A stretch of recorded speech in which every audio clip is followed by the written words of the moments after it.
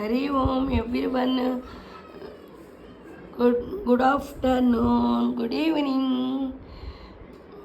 మొన్న మీకు చూపించాను కొండలేశ్వరిది.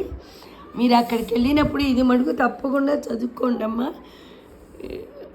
కొండలీకృత కుండలీశ్వర కుండలం కుశవాహనం నారదాది మునీశ్వర స్తుత వైభవం భువనేశ్వరం అంధకాంతకమాశ్రితమర పాదపం సమనాంతకం చంద్రశేఖర చంద్రశేఖర చంద్రశేఖర పాయిమాం చంద్రశేఖర చంద్రశేఖర చంద్రశేఖర రక్షమాం. ఇది తప్పకుండా అక్కడ చదువుకుంటారన్నమాట. నాకు తెలియదు, నేను లోపలికి వెళ్ళాక అన్ని విషయాలు తెలిసినాయి. కానీ మనం ఎక్కడికైనా వెళ్ళాలంటే మనకు ఇది మనం బాగా గుర్తుంచుకోండి అమ్మా. మనము యాత్రలు చేస్తాం కదా, యాత్రకి వెళ్ళే ముందు మనం ఎక్కడెక్కడికి వెళ్తున్నాము, ఆ స్టోరీ మహిమ ఏంటి అన్నీ తెలుసుకొని వెళ్తే మనకి ఇంకా బాగుంటుంది.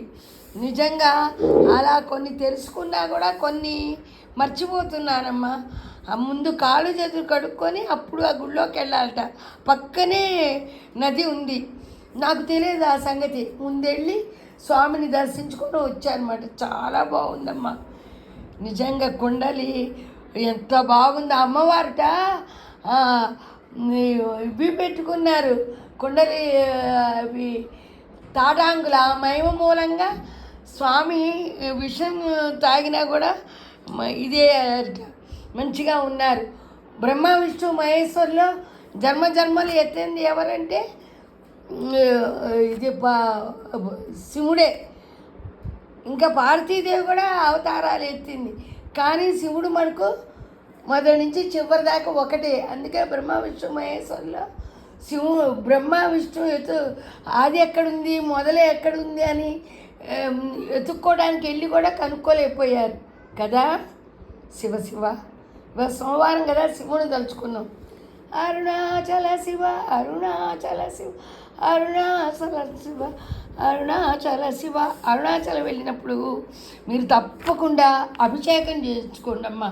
ఎందుకో తెలుసా, నా స్వానుభవం మూలంగా చెబుతున్నాను.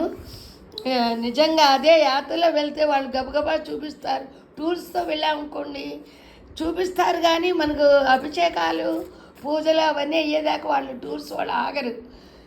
మా ఫ్యామిలీతో వెళ్ళబట్టి ఆ రోజు అనుకోకుండా అభిషేకం చేయించుకుంటారని కారు దగ్గరకు వచ్చి అడిగారు. అసలు ముందు బుక్ చేసుకోవాలట. మాకు తెలియని కూడా తెలియదు. కానీ నాకు ఎంత ఆనందం వేసిందో. చాగంటి గారు చెప్పినవి నిజమేనా అని ఒక్కోసారి అనుకుంటాను, కానీ అది చూసాక ఎంత నిజమో.